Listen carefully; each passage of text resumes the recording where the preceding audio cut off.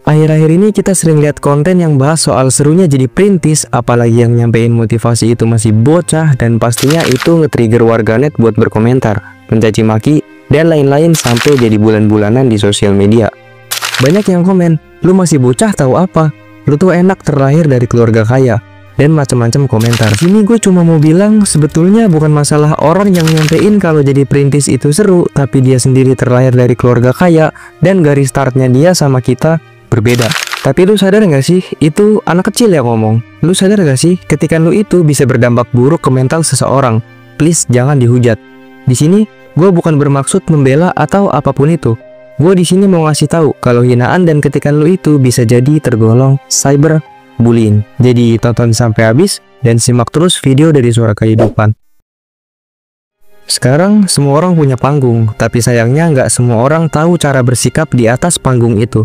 Kita hidup di zaman di mana suatu konten bisa viral dan memicu banyak komentar, dan satu komentar juga bisa bikin seseorang kehilangan kepercayaan diri, bahkan kehilangan arah hidup. Cyberbullying seringkali dianggap bercanda. Kadang yang kita anggap lucu bisa jadi pisau buat orang lain. Dan yang lebih parah, pelaku cyberbullying itu nggak pernah ngerti latar belakang si korban. Misalnya, ada orang yang cuma upload video nari karena hobi, tapi komenannya, alay banget, lu jelek sumpah, nggak usah sok keren deh.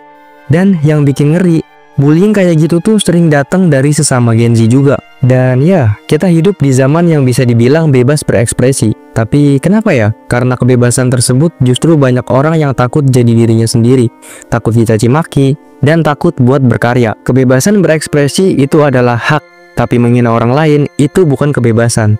Itu kekejaman. Kalau aja kita lebih empati, lebih sabar, dan gak gampang ngejudge, dunia maya bisa jadi tempat berkembang.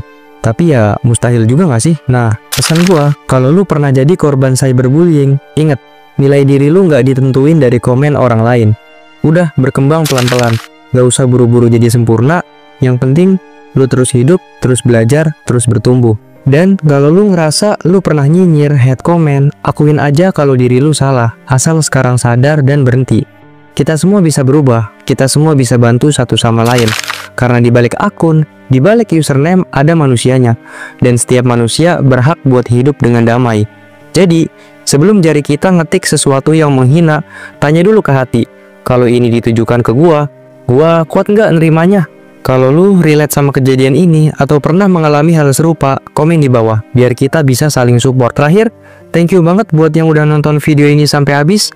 Jangan lupa like, komen, share, dan subscribe.